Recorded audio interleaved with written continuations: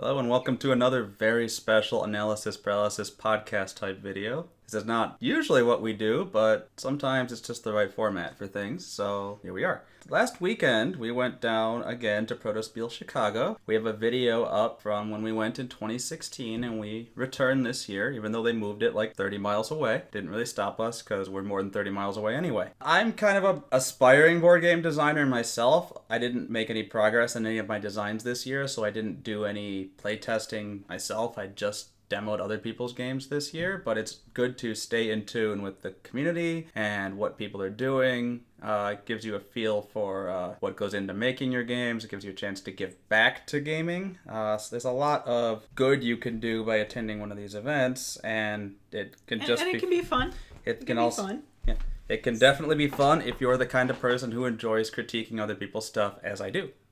Speaking of which, I guess one thing to talk about, which is a problem we both had this year, is how do you tell someone when you're a playtester? How do you nicely tell someone that their board game is not very good? And that's something I'm still working on, because you want to be honest. And you don't want people, like, chasing a bad idea. Throwing good money after bad is a common investment term for it. But, like, you don't want to crush their hopes and dreams either. Yeah, we each ran into a game that really was not ready for prime time. And I think they were both bad in different ways. So the game I ran into was somebody with more enthusiasm than game design experience. So I won't go into too many specifics because I don't want to badmouth any specific people. But this designer had had an idea for a game like a week ago and printed up a really nice board, and then came to the table with a roll and move. Everyone races to the same part of the board, and there's a few cards that slightly tweak things once you got there. They had this really great theme that they really wanted to make a game of, and they said they wanted to have it ready to kickstart by next Gen Con, but they threw together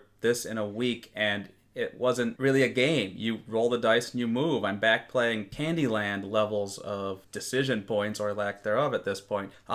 Basically, we made it 2 rolls around the table in before we just stopped it and be like, okay, there's no game here. So I hope it was more polite than that in person, but there wasn't any mechanic here. Just so excited to get your theme and get something out there that you just slapped on like nothing. So we tried to brainstorm some ideas for what could go onto the game, but basically we were having to design a game from scratch because there was no game on the table in front of us. One good thing was that this designer was in fact very receptive to the fact that they were very early and they realized the roll and move was a terrible idea, but not to the point that they didn't bring it to the table at the Protospiel. Hopefully they go back to the drawing board, actually come up with some kind of game to go with it. They did take one mechanic in the design straight out of another game, which it's not necessarily a problem if you blend things in a unique way, but I kind of basically said, go look at the other games you like and look for inspiration. Because when I saw that the mechanic they did, I recognized what game it was from. And when they mentioned that it was from that game, I was like, oh, yeah,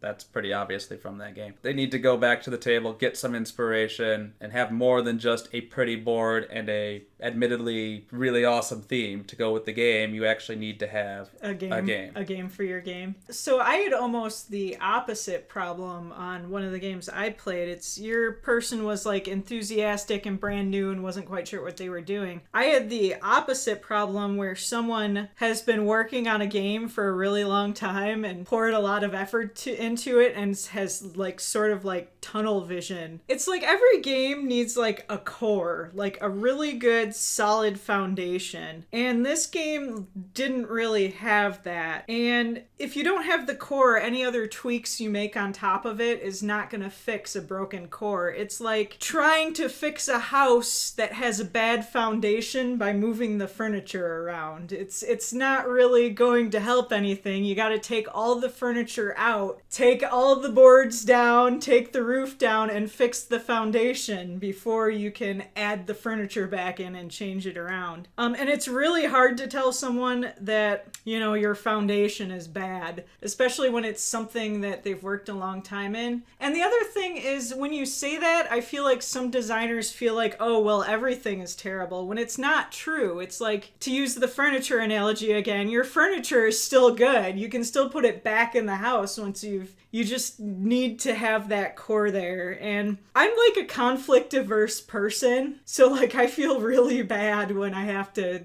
be honest like that. But you actually do a very good job of it from my experience. And it sounded like the guy doing that game, it sounded basically, and this is something else for aspiring designers to avoid, it sounded like he really came looking not for critique, criticism, or advice, but for validation. That he wanted somebody to come and tell him that yes, his game was good. When I can't honestly say that. And that's definitely something to avoid. I've got another story. I've got a designer friend. If you've ever played Stockpile, which is a great game. Pick it up. The designer's a friend of mine, and he was telling me about another designer that basically came to him asking for Kickstarter advice, and the Stockpile guy said, oh, probably shouldn't do it unless you've got a really good business back end. He didn't actually recommend it based on his experience. That wasn't what the other guy wanted to hear, so he went ahead and did the Kickstarter anyway. Don't remember it going particularly well, but I don't know the details. But okay, let's get over the negative. Let's actually talk about some good things. I want to thank the organizers of this event. It went so smoothly this year. Other Protospiel events, we've had trouble with tables and there not being enough and people crowding. There were more than enough tables this year, which was a nice relief. There were not more than enough badges. I don't know if they sold out due to room capacity, but they ran out of badges, so I was waiting around all day to get one. They let me in, fortunately. It would have sucked if they didn't, but... It's a small enough event where the person in charge of the door is just like, yeah, I know you're here, even though your badge didn't get printed. So the one downside was the snacks were not as good. Not as good as Protospiel Madison. There was pineapple. Pineapple's enough for Jason. That's all it takes. I don't know that I've ever met anyone who doesn't like pineapple. Someone in the comments will prove me wrong, but you're wrong. Okay, with that, let's talk about some games? The first game that I played was called Space Station X. I don't know who the designer was because the designer wasn't presenting it themselves. They sent a friend in their stead, which is actually kind of nice because he wasn't as invested in the game, so he basically just said, yeah, tear it apart. I don't care. No personal attachment. So that was kind of neat. So the theme of this game was that you were basically, there's this decrepit old space station and the manager of the station wants off, so he's trying to get his underlings to fix it up so he can get transferred and then promote one of you to manage the terrible station. It was a kind of a rondel game, so there were like these 2 6-space rondels, and then you'd have these stacks of poker chips representing robots. You'd pick up a whole stack, take it to where your pawn is, and then start moving one space, taking action with each robot you pick up. Those robots, depending on their color, would be allowed to do certain actions, which would give you certain resources, which you translate to certain other resources, which you then translate into power cards to give points. Now, it wasn't a terrible idea, but the execution definitely wasn't there yet, and the game demoer basically knew that. So one thing was turns were eternal because you picked up a stack of 5 or 6 robots, decided what to do with them at each space because there were always 2 things you could do at each space depending on which robot you had. And then you had to decide what to do and then do it and repeat 6 times. So your turns took like 5 minutes each and everyone else was just sitting around picking their nose waiting for the game to go on. And then the resources, there was no differentiation between them. I mean, like in what you could spend them on, but like acquiring them was all the same. And there wasn't any real good sense of what to do with them either. There were these task cards that were supposed to be private goals for you to do, but basically they were all so hard to get that you couldn't even do them in the first 2/3 of the game, so it didn't really help much. I think we did offer some major suggestions on that one. I actually kind of thought that like having a 2-tiered inner and outer ring rondel is actually a pretty cool idea. So like if you could actually you had to pay a cost of energy or some extra resource to move between the layers because of gravity or something, whatever. But I thought like having a rondel that you have to go around one direction but that you can step in and out freely, thought that would actually be kind of interesting, give you some interesting decisions that you wouldn't necessarily have in a straight up rondel game. But I suggested have like 2 types of bots, not 4, fewer decisions. Get rid of the player pawn so that you just pick up a pile and move it like a more traditional rondel game. Basically, streamline it. You gotta get some kind of early stuff going, and you could upgrade the rooms on the board, but that benefited everyone, so it kind of felt like a first mover disadvantage. You got a benefit for using the room, but it still didn't feel like much, so we talked about doing maybe private upgrades to spaces on the board instead, or there was a neat core there, but yeah, once again talking about that foundation, that core of this is interesting. Yeah, but I think a 2-tiered rondel is an interesting idea, but like the rest of the other game was too fiddly and too slow, and kind of needs to be just re-envisioned from the ground up. But you still think there's something there they can work Yeah, on? I think the idea of a two-tiered rondel is something that I would mind working with. So the first game I played was Sea Dogs by Jack Smack Games, which they've been around the board game development block a few times, so they know what they're doing. I'm going to try to get his single line pitch down right. It is a pirate dog themed pick up and deliver bluffing game. And like actually the dogs are pirates and the artwork is adorable. And it was really interesting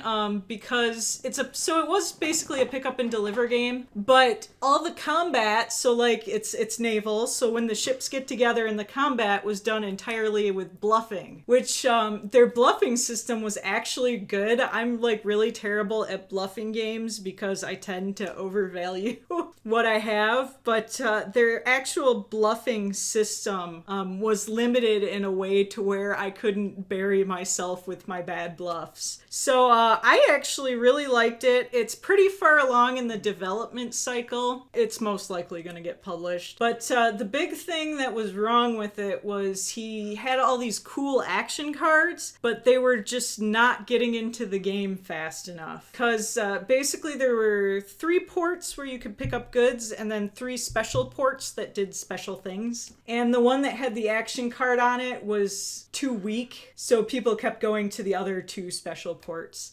So we suggested maybe adding like a gold or a point onto that island just to balance it out a little bit. But it was actually really fun. It was really zippy. There was almost no downtime because the bluffs actually kept the combat really quick, so the other players weren't waiting while we were doing combat. It still needs some work. It's a little unbalanced. They're still working on the asymmetric pirate captain powers, but it's good and I hope it gets published. I think we have at least one other Jack Smack game somewhere on one of these podcasts. One with the dungeon tiles. I don't think we like that one quite as much. There's like 2 guys in that group and they do a whole lot, especially around this area. The next game I played was Roo Race by Glenn Zomchek. It is a kangaroo racing game. There were a lot of racing games this year, actually. I think Camel Up has a lot to do with that, actually. He did say he designed this before Camel Up came out. But this is a game that you can go and buy on the Game Crafter today, but he still brought it to Protospiel because he wanted some advice because it wasn't selling well. It's not a roll and move, fortunately, but every player gets to move like 2 spaces innately per turn around a board with Mario Kart-style power-ups and some obstacles on it. He doesn't have blue shells, right? Not directly.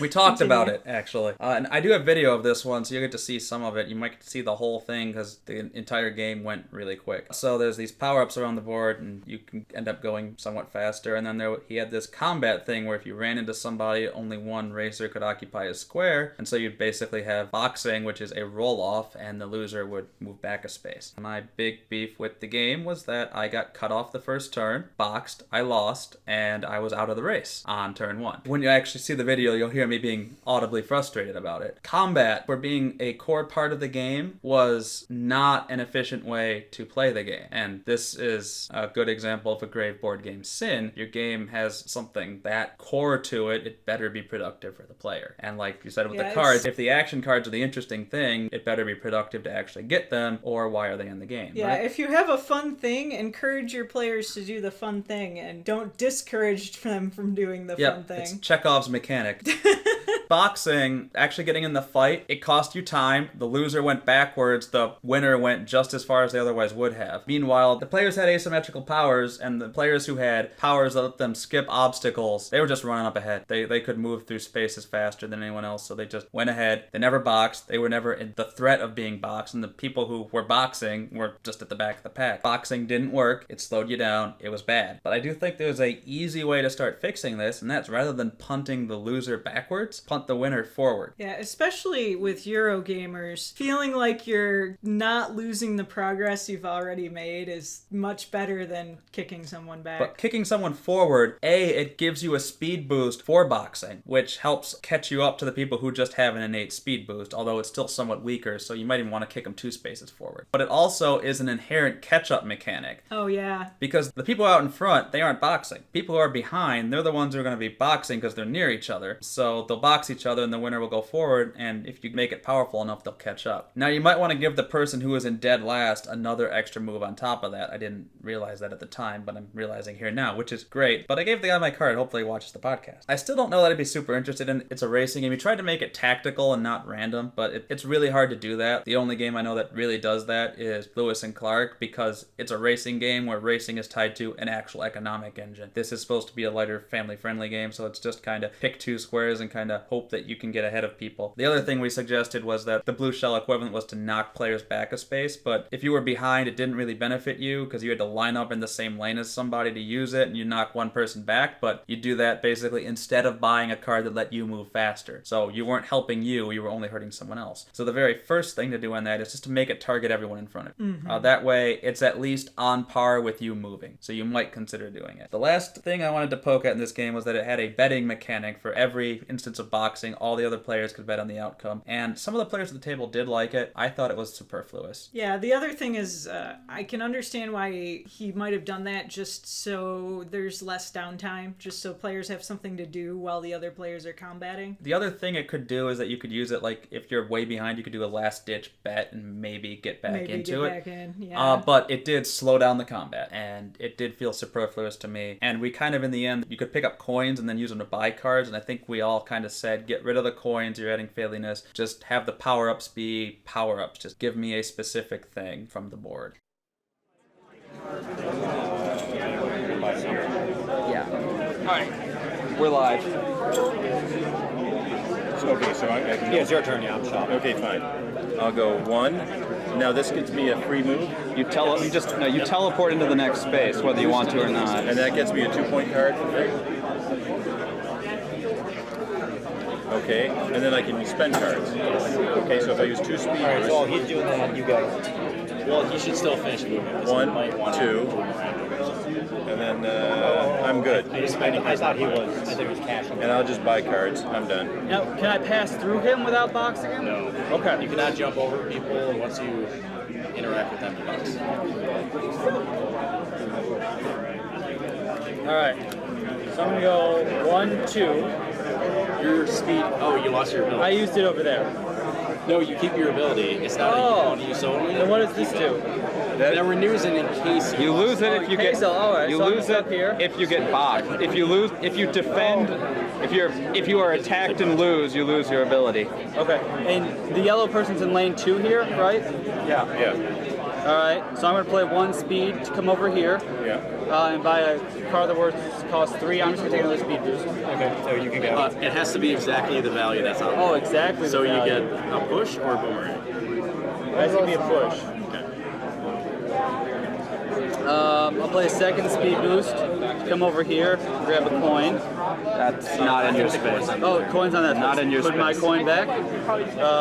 2 speed boosts to come up here, and 1 speed boost to come here. But that doesn't count for me, right? Yeah, so So you're I'm right. going there. All right. So I used all of this. I have a coin. You're up green. Yep. Revenge is your. I mean. No, I can't re-roll. I'm really pinned in, and there ain't much to do. I gotta fight you probably twice. This game is. I don't feel like I'm going to make it anywhere in the course of this game at this point. After you roll and after your special abilities are used. You're the attacker this time, buddy. Oh, does anyone want to place bets? Yeah, sure. Oh yeah. Attacking? I'm in. Green is attacking, and his special ability is disabled. Is he attacking? And he's probably. attacking white. Do I get 2 coins when I go in there now, or? Who's white? Only if you win. White. Who's white? He's white. He's the defender. So no one has any special abilities that are going to help the box, but they do have cards. So 5 versus 4. Now there's no special abilities. So now secretly you guys play cards if you want to play any. Well, yeah, that would do me a fat load of good. Well, that's that's where the table talk happens. So now he's clearly not going to play anything. Yeah, because I didn't go I didn't go 1, 2, 3, and then if he burns a card, But he literally watched me buy all my cards, so. Yeah, it's true. I knew you Because I have to reach him to do it. But am I supposed to like play bluff cards face You actually down? handed him the card. I think I did. Okay. So you guys take your money, and we're doing literally the same thing because I'm not getting anywhere. This is your second turn. Yeah, we're doing literally the same thing. Oh, man. Oh. Let's go. Hey. Oh. Can he raise that above 6? we didn't get a chance to bet. That's okay. You guys want to. Now, were I to bluff a You card, bet would I on lose yourself. it? Yes. You bet on yourself. Play a card. You can bet on yourself. You just the only thing you can do is not bet against yourself. So you're back. So you can't throw the boxing. That's it. Yep. My turn. Well, I am heavily frustrated with the game at this particular moment. This can happen. Where in the beginning, some people are fighting and they 1, intend to. 2. You could have always gone around it. I would have gotten only slightly further then. I would have walked right into the muck, so it wouldn't. That's a 4 card. What are you doing? Oh, was it 4 card? Okay. Yeah, it's one of the big boys. There you go, sir. Diversify. Okay, and that's it for now.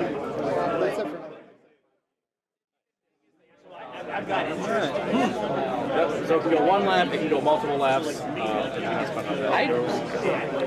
I kind of don't. I kind of feel like it's likely that after you get in 1 lap, there's going to be this separation. I mean, I'm amazed that I made that comeback because I had all those cards, and comeback, I'm still in 4th place. But like, there's some separation. I think that it's just gonna people are just gonna kind of not interact. with each I other. wouldn't play this multiple laps. And I kind of feel go like again because it's a light game. I mean, a multiple lap game is going to require a lot more strategy that I just don't see here. Right. I think it's a light family game, and I think it works well at that. I kind of think that if you're involved in boxing, I kind of feel like you're going to lose.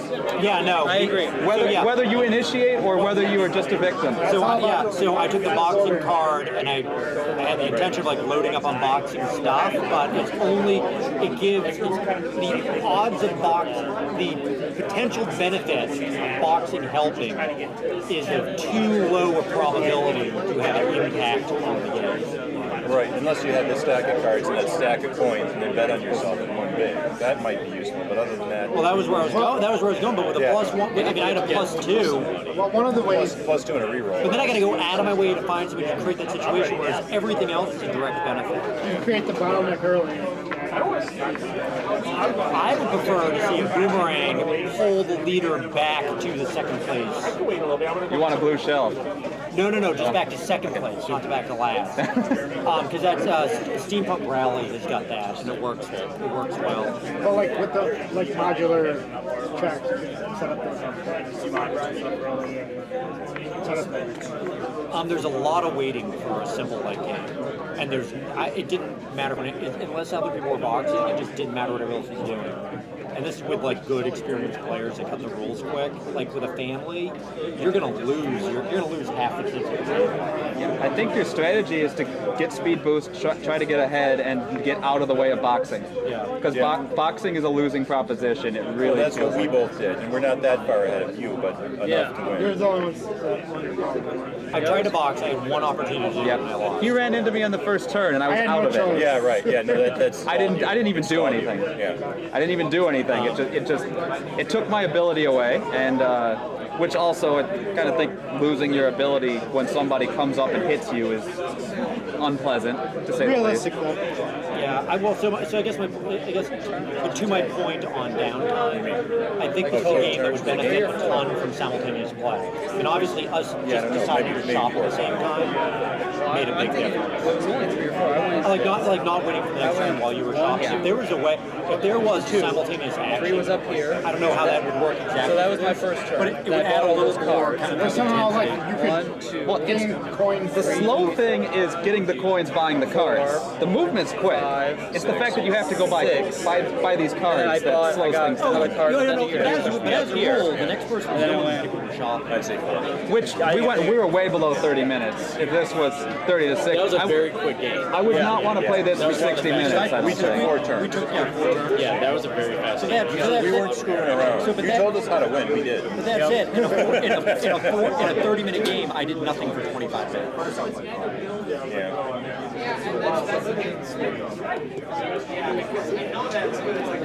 Which again, I mean, I'm trying to, and I wanted to ask, what was your goal with the betting? Another mechanic to get money. But like, Because right now, if it's just the coins, then you have to land on the space if you get stuck or push out. Money. it feels so superfluous to me. No, I don't. Oh, I think it serves the purpose of just because if there was filling some of that time around betting. Like if there's a boxing, you're at least doing something. Yeah, I would state that's not solving the problem. That's That's a fair argument as well. How else? if the wall in your house is falling down, a fresh coat of paint is not the solution. And you'd have to have. I mean that's overstating it. I'm not like, but it's like if you got downtime, the one thing is maybe it's not a 50-50 proposition because of some of the things. Multiple rounds would have to be a better way to damage the leader. Yeah. If you're playing multiple. Although we got around in 4 turns. We went to we both went to go as fast as We got around in half, but we got around in half now. It did take half. When it was 3, I had the game originally. That was when I have a thought. Oh yeah. I have an idea for you. What if rather than boxing sending the loser back, sent the winner forward? That gives an advantage to being in behind, gives you an incentive to box. Yeah, and it's a catch-up mechanic. And I would get rid of this too. The card flipping? Yeah. Yeah, I didn't like that at all. Well, no one liked it who had the proposal to say. And also, I'm kind of like, how much value could he get out of that by losing it and then flipping it? I thought that was like a one-shot at the beginning of the game. So here's the thing, I lose boxing, and that's all I've got going for it. Yeah, it was the same for me. Yeah. I never renewed it. I like jumping. Well, yeah, no, that's... Those two feel overpowered.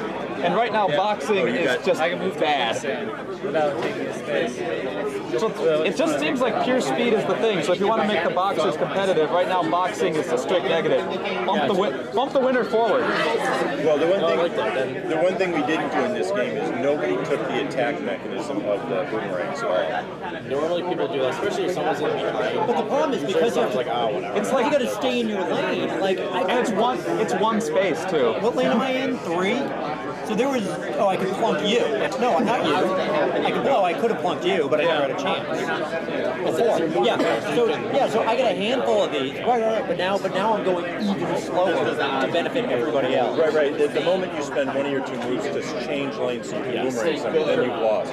You lost one, and you might cause them to Get rid of the boomerang things just easy. Or just a boomerang. But I'm spending opportunity cost to slow down the leader. If I'm in the back, I'm king making someone else. I'm not really helping me. So it should be Well, so no. But now there's not an the spend is an opportunity. If it's a boomerang that pulls everyone back a space, maybe I think about it. Yeah. I know that's not a boomerang anymore, but it's like the fan of boomerang. If it's the people ahead of you.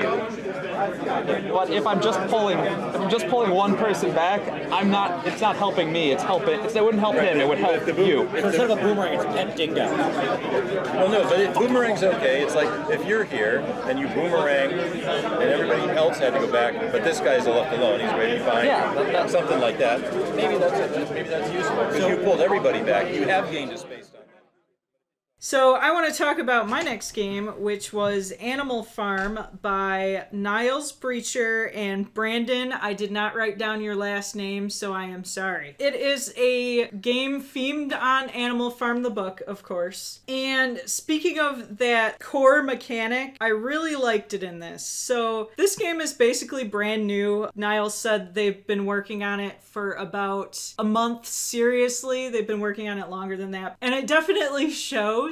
But this is one case where even though a lot of the stuff surrounding the core is bad, mostly because it hasn't been developed much yet, the core in this game is so good that it makes me really excited about this game. Each player is a different political party, and you recruit animals into your political party, and each animal has strengths and weaknesses. So the makeup of your party determines how well and efficiently you can use the action spaces on the worker placement portion of the game. So like if you have more horses, horses are good at pulling plows so they can do more wheat. Dogs are, stronger in combat. Pigs are more persuasive so they can do persuasive type things. And this core of acquiring animals, using them to fill out your party, and then there was also a timing mechanic. Your animals will only stay aligned with your party for so long. After a while, your corruption is shown and they leave your party because you're a corrupt political party. Just that mechanic of collecting and deciding what's the proportion of my party going to be. Is it going to be mostly horses?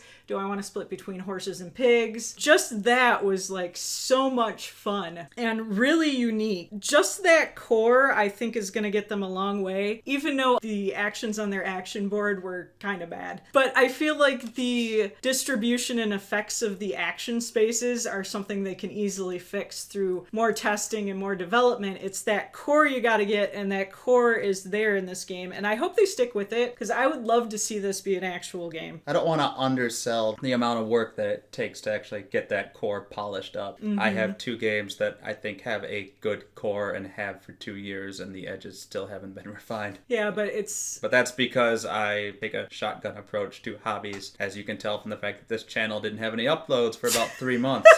It's not dead. I did make a video, it just wasn't about this. Go watch it and learn how to play crossbeats. Okay, my next game was Gimmicks and Grapplers by Forced Perspective Entertainment. It was a wrestling deck builder. So what was interesting about this is you had a main deck and it had 11 cards in it and you drew 4, so you didn't cycle your deck in your first 2 turns. And that's what was interesting about it. Actually, what was interesting about it was that you had a second deck, and I forget what he actually called it, but it was the event resolution deck in my mind. So you had attempts at pinfalls and submissions that drew from this deck, which had negative cards in it, and depending what comes up in that deck, you either escape the pin or you lose the pin. We were playing a free-for-all, and the goal was first person to pin or submit somebody wins the whole match. He said he had a player elimination mode. I don't like that. I'm glad we didn't play it. Deck builders are kind of a dime a dozen, so it's really hard to differentiate yourself. I can't speak to whether the core cards themselves were balanced, having not played enough. I mean, it seemed fine, and I thought the second deck was interesting. I did have fun playing it. My main complaint was that we had 3 players, and basically player 1 said, okay, I'm going to attack player 3. Then I, as player 2, I'm like, player 3's already got some damage, and I feel like my best bet is to pile damage onto player 3 and pin them rather than try to damage player 1. And then player 3 attacked me because I guess I attacked him more recently. So I took some damage. Player 3 took a ton of damage.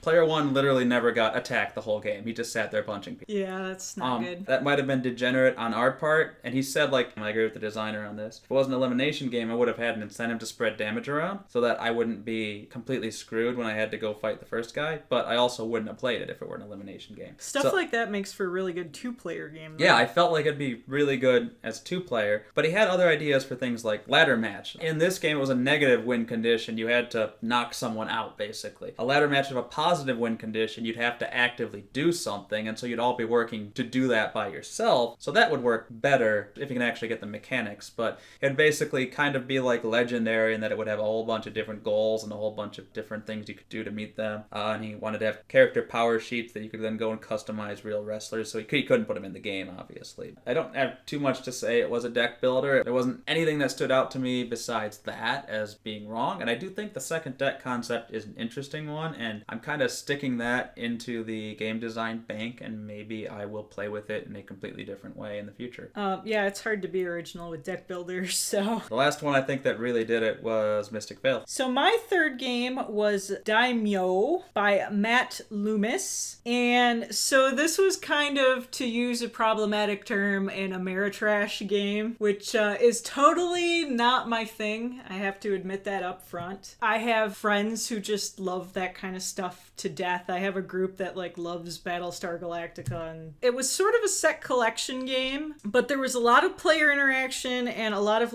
blocking people, because basically there were 5 different guilds. There was a ninja guild and a samurai guild and a monk guild, and player actions made these guilds worth more or less. At the end of each round, you got points based on the value of each guild. For a game genre which I don't like, it was actually really good. good. It's still not going to beat any Euro game for me just because I'm not a fan of the genre, but he had really good catch-up mechanics that kept people from just getting too far behind with like some taxation and some different things like that. All the powers made sense. This one was pretty far along in development too. We only had like really minor complaints about it. One card might have been a little underpowered. I hate when I can't give good feedback, and this one I really couldn't give good feedback because it's in a genre I don't like, and it was actually pretty close to done. That one's probably got a good chance of getting published too.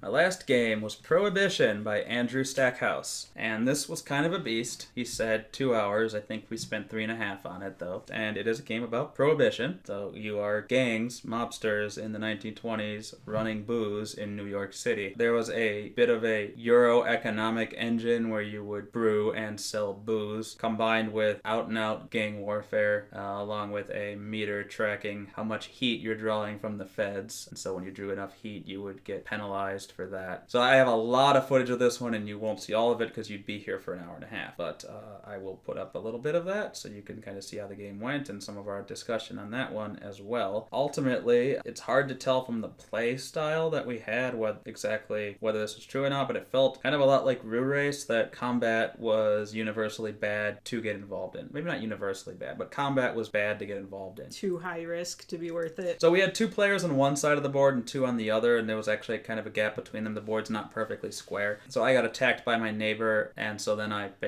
he weakened himself a bit doing it, so I retaliated, and once I got the upper hand, I was basically able to attack him pretty well at will. And the 2 players on the other side never touched each other, and they ended up getting better scores. And I kind of feel like when you attack and you lose guys, you are behind in guys, and then you can't ever really make a comeback. And he did try to mitigate that, but not enough. Direct combat in games as a Euro gamer is hard to deal with. I don't want to play a game where I'm on a slippery slope. I started losing and it's only going to get worse for me. Snowball effect. Especially as it goes 3 hours. I like games with it that if you had fewer of your mobsters out there, that you would get more in compensation to kind of bring you back up. Combat is actions, and the rewards for it ended up seeming, not even that the rewards for it were bad, it just put you behind and kind of put you at risk to be attacked. And he offered some suggestions around that as well that I don't think really would have ended up fitting in my play style for a game of that, because I wouldn't really choose to play a game of that style on my own. Yeah, we're more Euro gamers, so if we go outside of that genre, take our words with a grain of salt. Like, he was suggesting that I go raid somebody else or just burn down somebody else's distilleries and stuff, and I'm like, that might have slowed them down, but it really doesn't feel like there's much in it for me,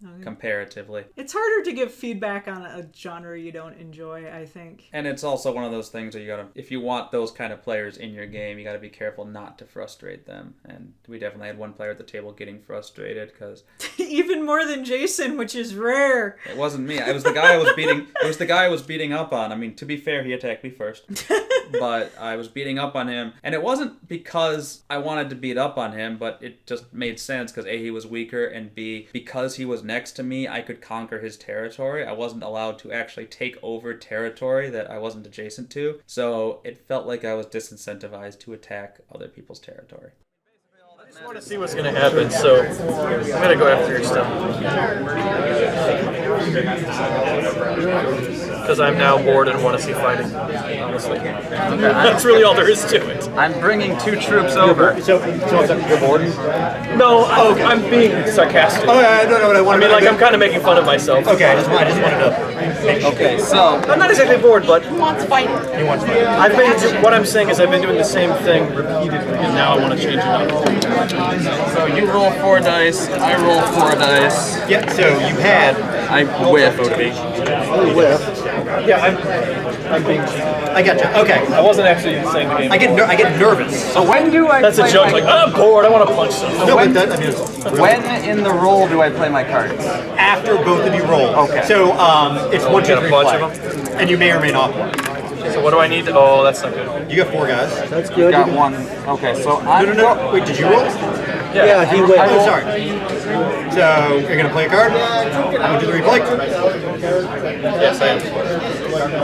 Do you really want to force me to re-roll my dice? No, I can say which one, right? Yeah, but he's got bad dice. You don't want me to roll them anymore. They don't. Yeah, that's what he's saying. I got all bad stuff. Stuck in my game where you hit on 4s. Yeah. Sorry. Discard that. You hit on 5s or 6s.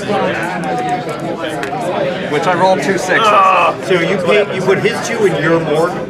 The reason you're putting it in your own morgue is because there's a bunch of cards to get points for that.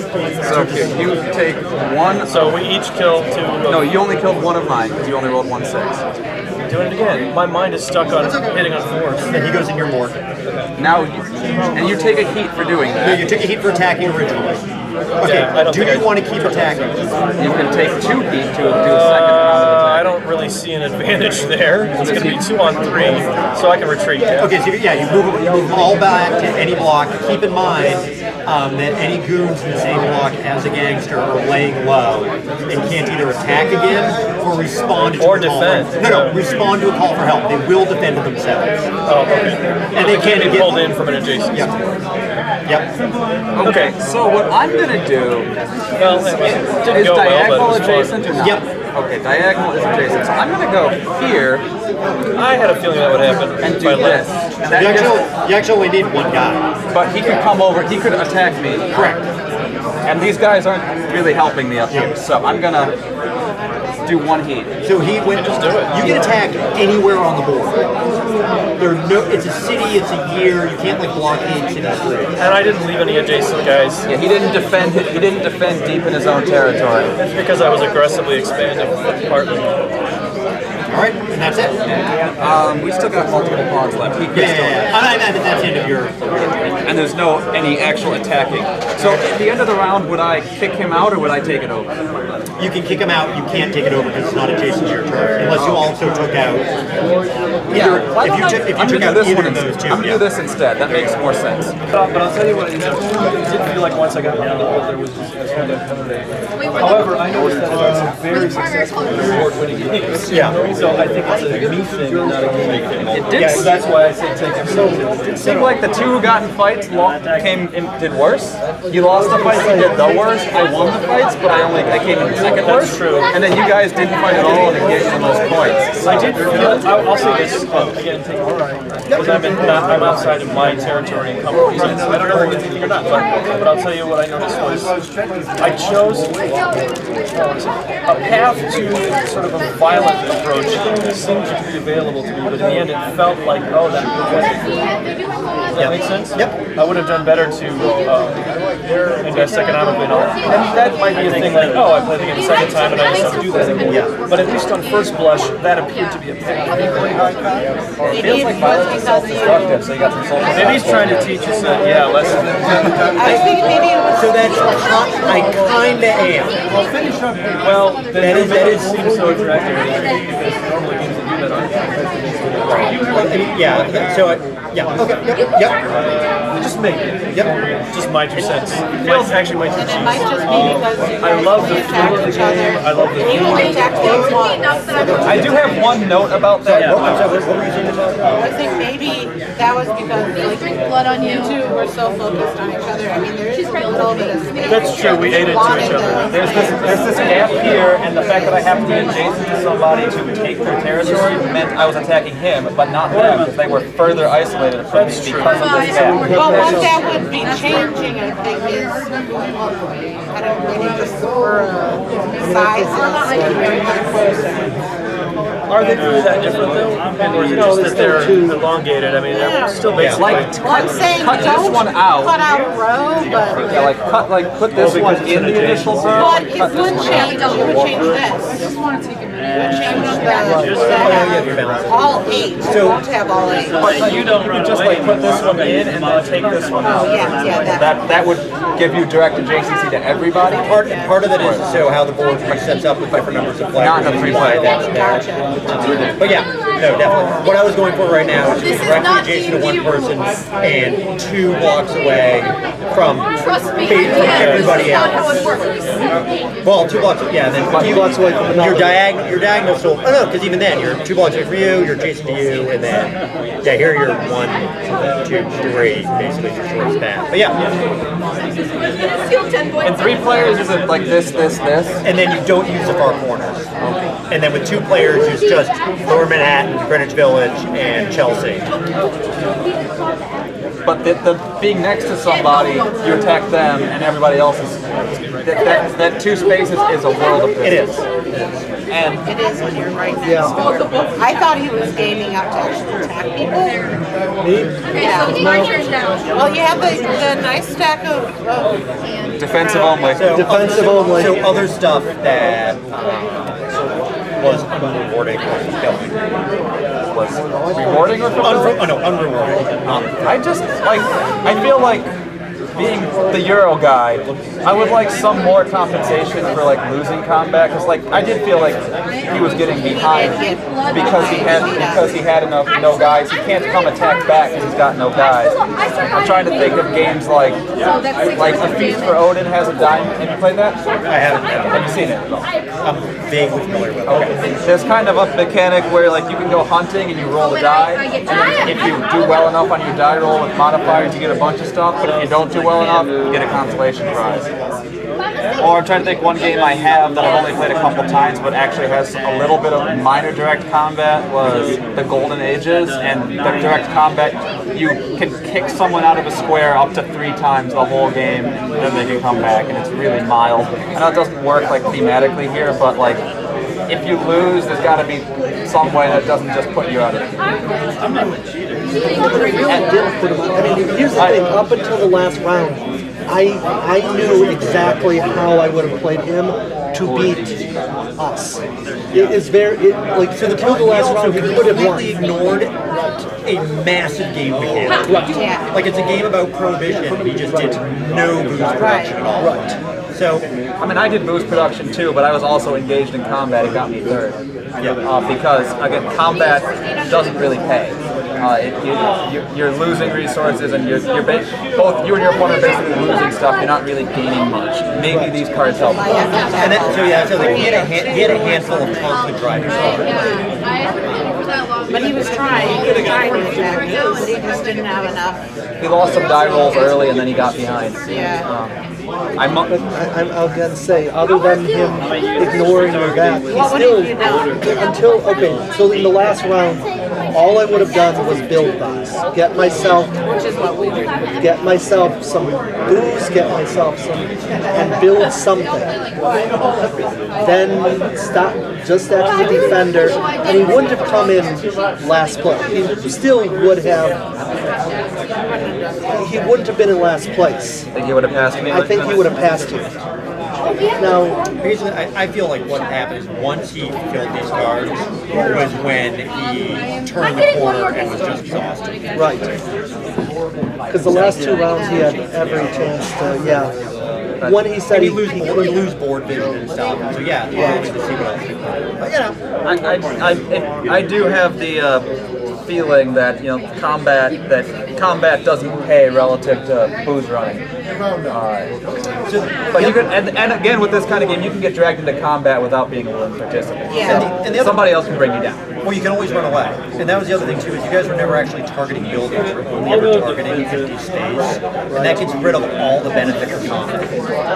If you're tagging his buildings and torching them or robbing his buildings, all of a sudden combat makes all the sense in the world. So right now you're fighting over. He didn't have buildings. That was a problem.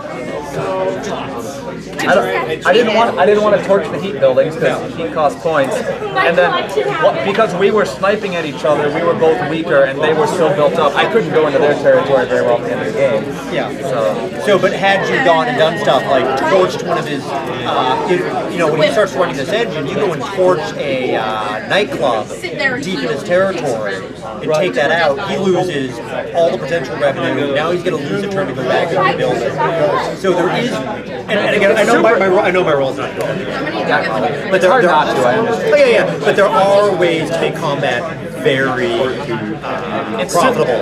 It's super difficult for me to go march in with. He's got 3 cards. He's got lots of defenders. He'll defend everything. He's got 4 cards. I got maybe a 50-50 shot at doing it. Yeah. So I planned that from the beginning, is that I was going to be defensive. Yes. I'm usually, if you ask my wife, I'm usually offensive, but I could tell you two were going to be offensive. That's why I was like, and so I'm like, not I'm done. I was only offensive. I wasn't offensive by choice. I was dragged into it. But I understand that. That's what I'm saying. When he started attacking you, I knew this was going to be an offensive battle over there, and my answer was to tighten in and start making myself some So money. was seeing that and developing that strategy inherently rewarding? I just feel from that play, and it's just one play, you've seen it 60 plus times, I feel from that one play, like, combat, like, the rewards for winning combat aren't good enough, and the punishments for losing it are too great, and that being able to sit in your corner, and if you can like build up and like make yourself imposing and nobody touches you, then you're gonna run away with it. I mean, and you could if getting 3 cards is what does that, there's not that much to keep anyone from doing it, especially because those spaces are not exclusive. That is not a suggestion to make those spaces exclusive, by the way, but so I feel like, you know, losing combat should be a little softer, winning combat should be a little stronger. Okay, so I wanted to do one fun little thing. While Jason was finishing up his long game of Prohibition, I went around and I talked to some of the designers we've seen at previous Protospiels, and I have some fun updates, because fun updates are fun. Fun guaranteed? No. Fun guaranteed or your money back? Yes, back on our free... Double your money back. Oh man, too much. Anyway, so I was talking to Niles Breacher when I was playing his Animal Farm, and at the last Madison Protospiel and on our video on that event, he was developing Atmos Pug, which was a cute little puzzle game that was based on a mobile game. Unfortunately, that deal fell through. His publisher backed out, which is a bummer for everyone because this game was adorable. But he is currently planning on taking the design and re-theming it to a superhero game. So it'd be superheroes flying around instead of flying dogs. And so I liked his design, so I kind of hope that goes places. The other update I have is Randy Eckel, I was talking to once again while Jason was finishing up his super long game. And I absolutely love his game, A Prime Location, which we talked about in the last Chicago Protospiel video. And he has shopped that around to several publishers, but nothing has stuck yet, which is a shame on those publishers, because that is a great game. So I hope he keeps fighting, because I would love to see that published. I can see their reluctance on it a bit. I'm not sure about its longevity, and they might have to do something, modular, so that the board changes to keep the depth of the game up. But for a game based on such a simple gimmick, it was actually really fun. I know. I hope he gets it published. I really do. Okay, we can end with my pizza story. So they had pizza as one of the snacks, and the pineapple was not on the pizza. No, for all you pineapple pizza haters. I was like, okay, there's like 2.5 pizzas left, because I was stuck in a game when the pizza first came in. And I'm like, okay, I'll have just enough time to run to the bathroom, use the bathroom, wash my hands, get all the board game gunk off my hands, because everyone's touched all those board game pieces, and come back and grab a slice of pizza. I went to the bathroom, I washed my hands, I came back and the pizza was gone! I got like the 4th to last slice. You took one of the slices that I had my eye on, so... This is partially your fault. You should have just got a slice and left it near me. I probably wouldn't have eaten it. I just didn't want to touch the pizza. No guarantees. No guarantees.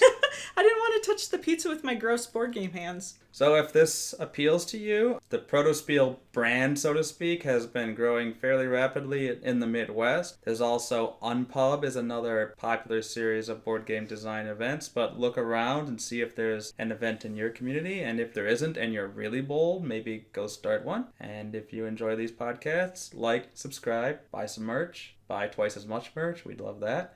And thanks for tuning in. We'll see you next time.